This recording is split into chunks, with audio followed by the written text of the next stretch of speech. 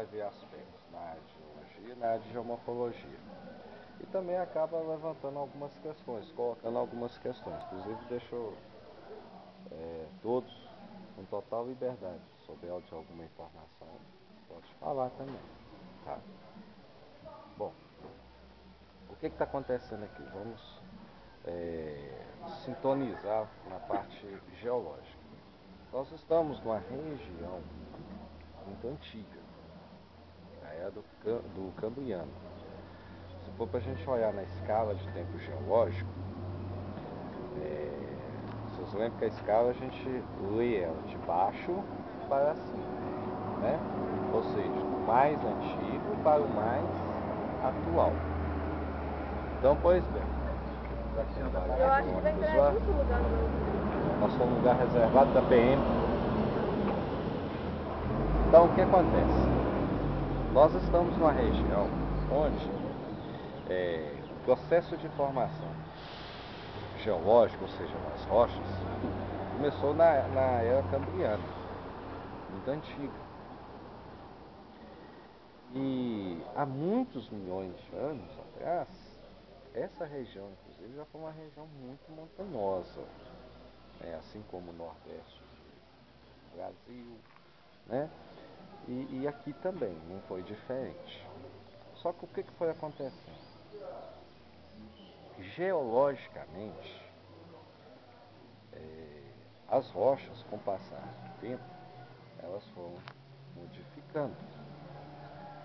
Então, basicamente, hoje, nós não temos rochas ígneas aqui na região. Por quê? A rocha ígnea se forma a partir de quê, gente? Do esfriamento de magma, solidificação do magma, certo? Então, como nós estamos, né? Essa região, uma região muito antiga, então já sofreu processos de metamorfismo. Então, hoje nós encontramos rochas metamorfizadas, tipo vinais, que é uma rocha antiga, em alguns locais o granito, lembrando que o granito é uma rocha, né, já metamorfizada, o basalto, enfim. Nós vamos ter, no caso aqui, uma região de formação antiga, né, basicamente rochas ígneas, vamos dizer assim, mas que depois sofreu metamorfismo. Só que o que aconteceu? Essa região ela teve seus altos e baixos. O alto, né, nós chamamos de montanhas no caso, né, vamos chamar assim de montanhas. E os baixos, que hoje nós estamos numa topografia que é considerada baixa, de Planalto, e aqui já dá pra gente visualizar isso muito bem. Não só aqui, concentrando o Mato Bento, mas também toda a nossa região que nós deixamos para trás, né? Por quê? Nós vamos ter uma região em que a nossa topografia aqui, ela é o quê? Ondulada. No início do ano, eu havia dito para vocês, no início do semestre, desculpa, as diferenças de montanhas, de planaltos, etc.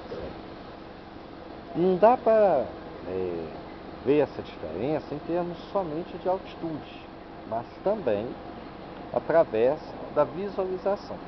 Reparem que em torno, no nosso entorno, nós estamos vendo vários morros, serras e etc. Mas o que acontece? Não tem nenhuma formação típica que represente montanha. Topos, né? Picos no caso. Né? Tem alguns picos isolados, como próximo aqui nós temos o pico do Itambé, né? Mas não caracteriza como montanha. Naquela apresentação que vocês fizeram, nós podemos falar que seria tipo morros testemunhos, né? Testemunha que há muitos anos atrás já teve, né, uma formação contínua de serras ou montanhas e etc. Tá. O que acontece? Então nós vamos ter aqui rochas metamorfizadas, né? Retornando, nós vamos ter rochas metamorfizadas, e essas rochas, o processo dela de intemperismo vai gerar o quê? O solo. Eu não sei se vocês repararam, tem alguns que estão dormindo, outros estão conversando e etc. Mas eu não sei se vocês estão reparando que o solo daquilo é muito vermelho, né? Já é muito diferente do solo encontrado, por exemplo, na nossa região lá de Virginópolis, São João, Guanhães, etc. Por quê? A rocha, gente, ela é formada por minerais, certo? Os minerais, na geologia, são chamados a nomenclatura minerais. Porém, na química, a nomenclatura já é o quê? Já são o quê? Elementos químicos, certo? Então, tudo, rocha, mineral, tudo é uma combinação de elementos químicos. Nessa combinação de elementos químicos, nós vamos ter alguns elementos que vão prevalecer sobre outros. Isso daí é que vai ser, né, conforme a porcentagem de elementos encontrados numa determinada região ou numa determinada rocha, nós vamos ter um solo, né? Então, por que aqui, por exemplo, toda essa região aqui, né? Não sei se vocês repararam, quem estava olhando na janela do ônibus deve ter reparado a quantidade de capes e etc, né? E a estrada feita, né? Principalmente depois que nós viramos à esquerda no trevo, né? Que vai lá para Cerro e via aqui para Conceição, a estrada toda feitinha, novinha e tal. E um solo muito avermelhado. Por quê? O solo muito avermelhado significa o quê? Uma grande presença de hematita, que no popular nós chamamos aí de minério de ferro. Não é à toa que nós estamos tendo esse boom aqui na região, né? Esse boom econômico, esse boom social, né? Não é à toa. Por quê? Porque todo esse boom, esses comentários, etc. É interessante, né, que a gente já está conseguindo sentir, ver isso, né, visualizar essa questão da mineração, né, por quê? Por causa exatamente da grande presença de minério de ferro aqui na região. Esse minério de ferro, como que se formou? Esse minério de ferro, ele é vamos dizer assim, ele desagregou, né, nas reações químicas no metamorfismo, ele desagregou. E nele desagregar, né, na reação química, aí é mais a química mesmo, né, aquelas ligações e etc, que eu não preocupo e nem tento entrar muito, porque senão eu não consigo, né, terminar a conta. Mas nas reações químicas, esse minério de ferro ele veio como se diz, a purificar, né, ficou puro nas reações químicas. Depois, o que aconteceu? Esse minério foi se misturando, né, com outros minerais, né, e aí começou a formar o que? Os conglomerados, no caso. Então é muito comum aqui na nossa região a gente encontrar rochas onde quando você pega uma rocha, você vê vários pintas diferentes ou várias pedrinhas diferentes conglomeradas. Então nessa mistura, né, o que foi acontecendo? Foi formando um depósito de minério de ferro. Claro que a topografia contribuiu, com certeza, né, para que haja esse depósito. Então, a partir disso aí, nós tivemos essas estruturas de rochas formadas. Só que a rocha, no caso, ela foi o quê? Soterrada. Sedimentos, principalmente de regiões mais altas, foram soterrando essas regiões mais baixas. E também por causa da erosão, né? Da gravidade, a lei da gravidade. O que está em cima vai descer. Então o que aconteceu no caso? Rochas que afloraram, com o desgaste dela, foi descendo também partículas, elementos químicos, certo? Então, foi formando esses depósitos. É mais ou menos o processo de formação, não vou falar que é igual não, mais ou menos parecido com o do petróleo. Mais ou menos. Só que aí nós tivemos reações químicas, no caso, para a formação do minério de ferro. O petróleo já é uma reação química? É. Mas acontece que foi aterro sobre aterro, aterro sobre aterro e etc. O minério ele já vai ter o quê? Ele já vai ter uma formação mais interna mesmo, né? As galerias e etc. Então o que nós vamos ter aqui? Uma região de rochas, né? Nós vamos ter vários tipos de rochas aqui. Mas nesses vários tipos de rocha, uma coisa que vai predominar sempre é o minério de ferro. Então, olha lá, está passando ali o exemplo, né? A gente já está vivendo na cidade, já está vivenciando a cidade com esse espírito já de minério, de estruturas, etc., de carros, de pessoas, enfim. E já estão investindo aqui. Tá.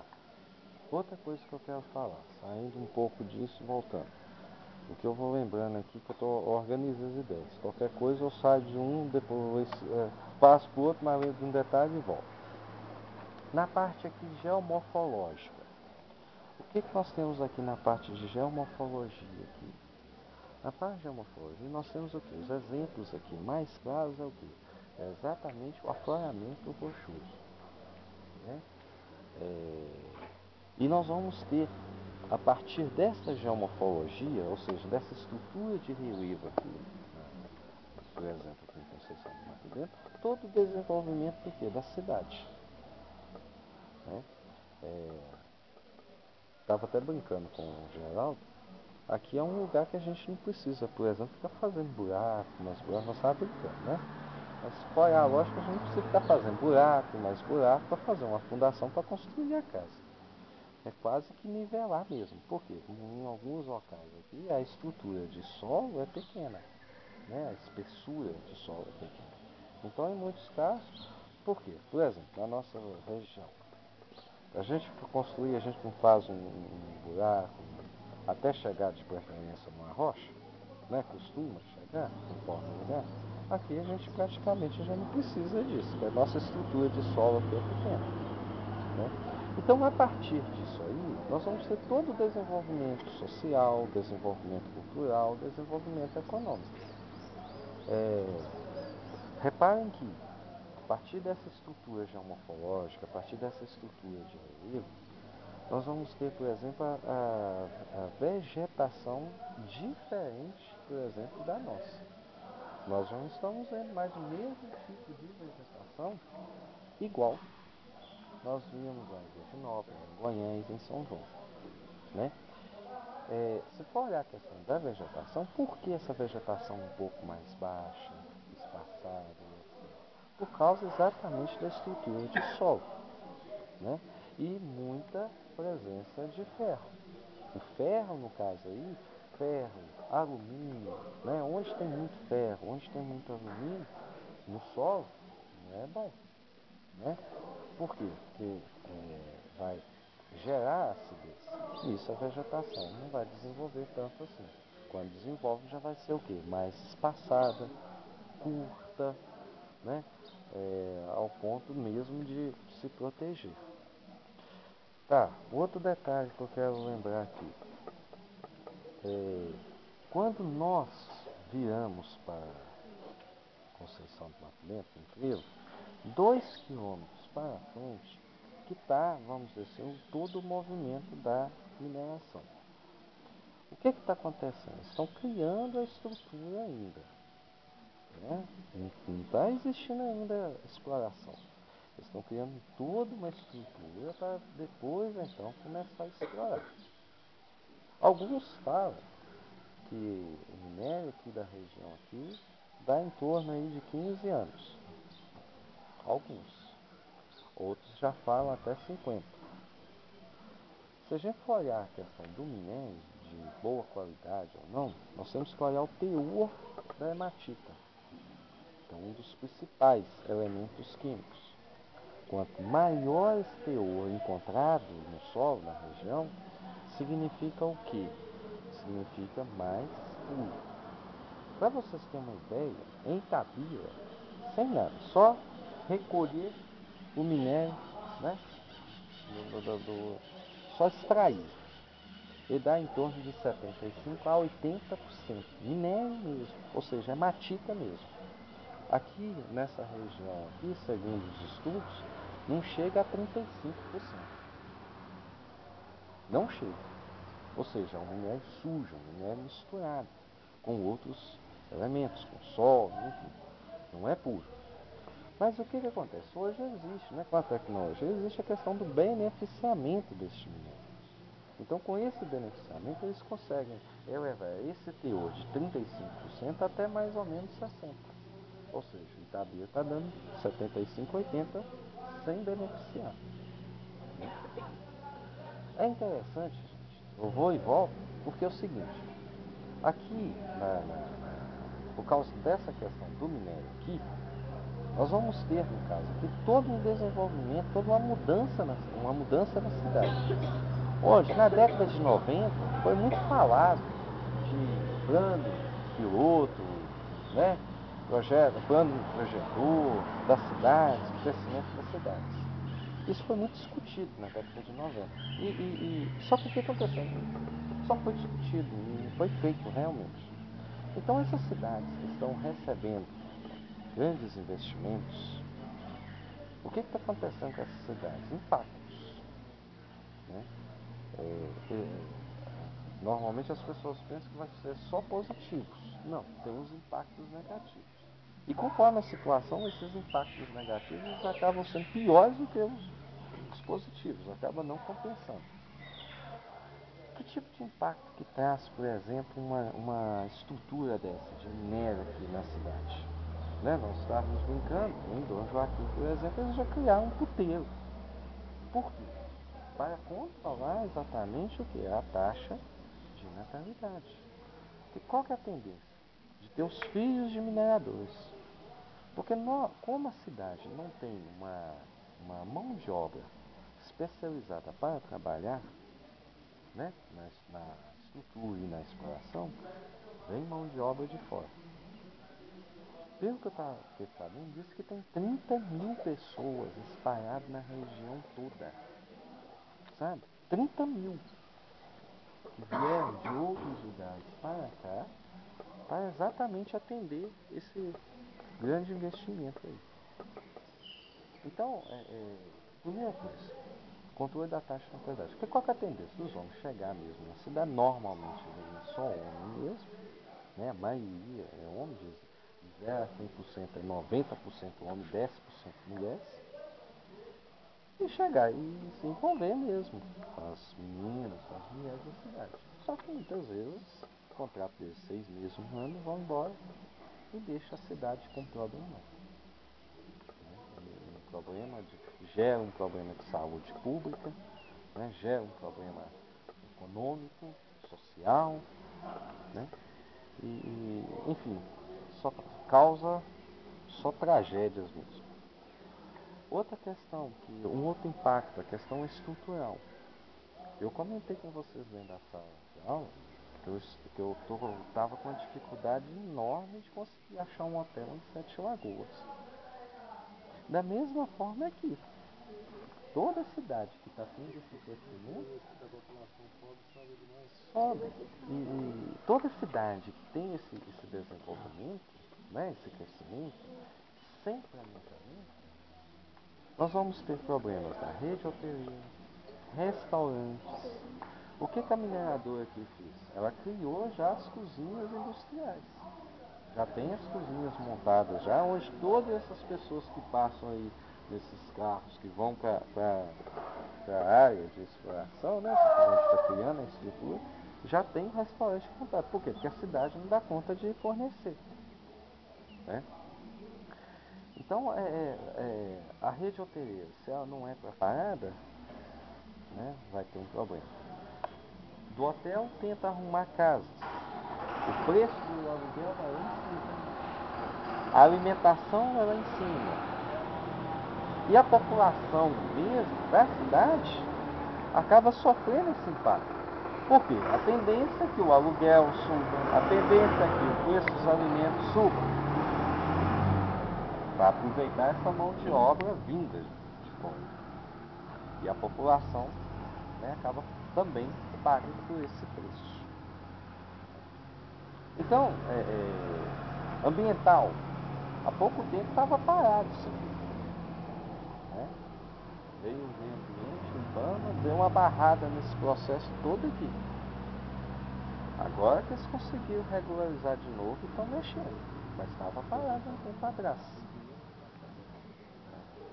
Então, os impactos, gente, cultural, vem as pessoas de fora trazendo seus costumes, aí gera aquele choque de cultura mesmo, né? Vem a tradição, choca com a tradição daqui. Aqui nós temos a cidade, ela tem uma festa religiosa, o padroeiro daqui é Bom Jesus da Lapa, que é o jubileu, o mês de junho, o dia principal é dia 24 de junho. Acaba atraindo fiéis da região inteira. Muitas vezes, com a cultura trazida por essas pessoas que vêm trabalhar no empreendimento, muitas vezes acaba se perdendo. Então nós vamos ter diversos impactos. Impactos populacionais, impactos econômicos, impactos ambientais, impactos culturais, né? Impactos sociais mesmo, onde vai gerar problemas que muitas vezes a cidade não tinha, como questão de saúde pública, que é uma coisa muito falada hoje em dia. Outra coisa que eu quero falar aqui com vocês. Eu não sei se vocês estão observando, estou saindo do assunto e passando para o outro, eu vou lembrando aqui e vou falando. Não sei se vocês estão observando, nós estamos somente subindo, só subindo. Nós saímos, São João Evangelista está mais ou menos 750, 780 metros acima do nível do mar. Nós vamos chegar mais ou menos 1150. Né? Na hora que nós chegarmos na Serra do Cipó, nós estamos a 90 quilômetros da Serra do Cipó. Né? Nós já vamos estar mais ou menos 1050, 1100, mais ou menos, de altitude. Então nós vamos ter apenas subindo. Né? Em altitude nós estamos subindo. Depois nós vamos começar a descer. Certo? Nós estamos subindo um divisor de águas. Por quê? É interessante, toda essa região, Serra do Cipó, Complexo do Espinhaço, nós vamos, ao mesmo tempo que vai ser um divisor de águas, vai ser uma nascente. É uma região muito importante por causa disso. Depois que a gente começar a descer, nós já vamos ter o domínio do São Francisco. Todos os rios, né, depois que a gente virar a serra e etc., todos os rios vão correr para o São Francisco. Para cá, vai correr para o Rio Doce. E na serra mesmo, né, nesse complexo de serras, nós vamos ter a nascente do Jequitinhonha. Né? Quando a gente pega o caminho para Diamantina, depois de ser, você anda alguns quilômetros, você vê a nascente do rio Jequitinhonha. Então nós temos 3 grandes bacias hidrográficas que estão relacionadas diretamente com toda essa região. Quando falamos complexo, gente, é porque a palavra complexo é para pegar tudo, pegar toda a serra principal e mais as suas os seus galhos. A Serra do Cipó mesmo é o que? É um galho, vamos dizer assim, do complexo do Espinhaço. Né? A Serra do Curral em Belo Horizonte, galho. Então, quando nós falamos complexo, nós estamos falando de vários conjuntos de serras, né, que formam esse complexo espinhaço. É interessante, voltando que eu estou lembrando aqui, voltando para a área de geologia, é interessante que, de acordo com o que foram fazendo estudos de toda a região, estudos geológicos, etc., eles foram agrupando. Por exemplo, Existe o complexo de Itabira, o complexo aqui o Craton do São Francisco, né? Denominações que foram surgindo a partir de estudos. E esses estudos foram detectando o quê? Variações de um lugar para o outro. Então aí eles foram dando nomes diferentes. Igual, por exemplo, nós estamos aqui, por exemplo, na região, que eles chamam, não é Complexo Minas, se eu não me engano, Minas alguma coisa, que eles chamam essa região aqui. Nós vamos, depois que a gente descer a serra, atravessar, né, começar a descer e etc., nós já vamos estar na região de Craton do São Francisco. Geologicamente é conhecida como Craton do São Francisco. Né? Grupo Minas, aqui é Grupo Minas, eles chamam de Grupo Minas. Tem um grupo lá pro lado de Barão de Cocais, João Monlevade, etc. Tem um grupo ali. Tem um outro grupo mais pro lado aqui de Diamantina, Bocaiúva, né? Então, eles foram denominando essas regiões como grupos, né? Mas baseado em estudos que foram apontando diferenças geológicas de uma região para outra, tá certo? Outra coisa que eu quero falar na parte de didática mesmo, né? Qual a importância do trabalho de campo, né, uma visita, tirando a noite, né, Beto? Qual a importância? É exatamente essa oportunidade da gente estar saindo daquele modelo de sala de aula, né? Sair daquela padronização, aluno sentado, professor falando e andando. É uma forma de quê? De interação com o ambiente, né? Você vê que nós estamos numa rodoviária, mas o clima já é diferente do que uma sala de aula. Meu tom de voz aqui está mais baixo do que na rodovia, do que dentro da sala de aula. E está todo mundo de butuca. Mas por quê? Porque o clima já é diferente. Então, muitas vezes a gente acaba, eu gosto, né? Aí eu vou falar uma coisa particular, eu gosto de fazer isso, com todas as minhas limitações, mas eu gosto de fazer isso por quê? Porque simplesmente é uma oportunidade que o aluno, no caso, ele vai ter, né, para visualizar algo, sabe? Para se interagir com o ambiente.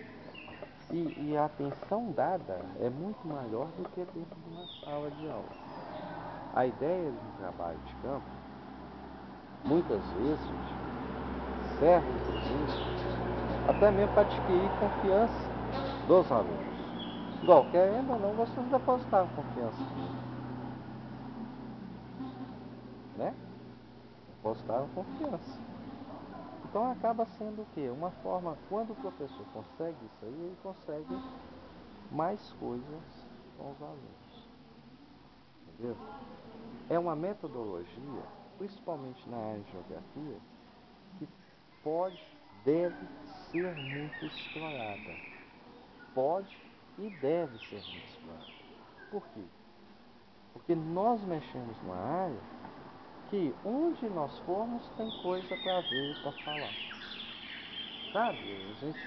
A gente tem esse privilégio. Se a gente chegar a falar sobre vegetação, nós temos exemplos. Chegar a falar sobre uso e ocupação do solo, nós vamos ter exemplos. Enfim, é um campo muito amplo. Então, se vocês forem atuar mesmo em sala de aula, aquela coisa toda,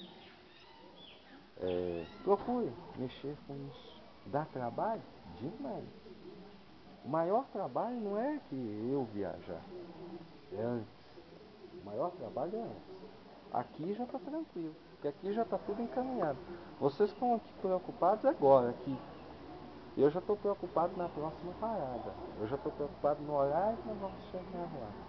Mas quando você esquematiza tudo, né? E só controla no relógio, aí a coisa fica tranquila. Então o maior trabalho de uma viagem dá muita dor de cabeça, tá? Apesar que essa foi mais tranquila que eu faço em termos que for um grupo menor, né? Mas quanto maior o grupo de alunos, mais dor de cabeça. O ano passado mesmo nós fizemos a de Ouro Preto, com 2 ônibus de alunos, dá dor de cabeça, sabe? Mas o que acontece? A dor de cabeça que você tem é antes, sabe? Durante a viagem é só administrar mesmo. Então é uma coisa que e poucas pessoas fazem, poucas pessoas têm coragem de sair com aluno de sala. Não é uma prática, né, habitual. Né? Normalmente os professores não saem com os alunos, porque tem medo, tem receio, aquela coisa toda. Mas enfim, a gente tem que dar a cara a tapa, né? E nesses momentos que você dá essa cara a tapa aí, é a oportunidade que você está tendo de conquistar esse aluno e talvez provocar um interesse maior pelo estudo. Não necessariamente na área de geografia, mas qualquer outra coisa. Então, alguém tem alguma pergunta a fazer? Algum comentário? Algo para acrescentar? Nós vamos parar logo em seguida aqui, no final, mais ou menos no final do morro aqui, nós vamos parar, certo? Eu queria só mesmo falar um pouco de uma forma generalizada a princípio, sabe? Falei várias coisas, não fui contínuo, não terminei um assunto e passei para outro. Já foi que eu fui lembrando aqui, eu já fui falando, tá? E tem mais coisas para ser falado lá em cima. Até aqui, alguém tem alguma pergunta, algum comentário, alguma informação que queira passar? Não? Entendeu o que foi falado até agora? Uma coisa que eu até gostaria de falar aqui é a questão dos rios, né? Não sei se vocês já observaram, a presença de rios aqui já é menor. Mas por quê? Porque nós estamos mesmo na área de altitude mais elevada. Então nós estamos numa área. Não pensa em que tem de caminhada. Acontece, nós estamos em área de nascente. Então o volume de água é pequeno. No Rio São Francisco, por exemplo, é um filetezinho de água desse aqui, ó, igual a essa junção aqui dessa broquete com o outro. O Rio Jequitinhonha é da mesma forma. Só que no conjunto de nascentes nós vamos ter, né, um rio mesmo. Tá? Então, muitas vezes a gente acha que não tem água na região, tem. Né? Porém, como nós estamos numa região de nascente, de altitude mais elevada, então a gente não vê claramente tantos rios assim. Tá certo? Aqui, questão de clima. Qual que é aquela regrinha mesmo, a climatologia? Quanto maior a altitude, qual que é a regrinha mesmo? Menor a temperatura. Quanto maior a altitude, menor a temperatura. Né? Então, a tendência. Quanto mais a gente subir aqui, tendência de cair a temperatura. Certo? Regrinha da climatologia. Então vocês estão percebendo, apesar que nós saímos de São João Goiânia muito cedo, então estava um pouco frio lá, mas aqui está um pouquinho mais frio do que aquela região. Lá eu não estava sentindo frio, lá em São João, 4 horas da manhã não estava. Tá bom, gente? Então vamos aqui.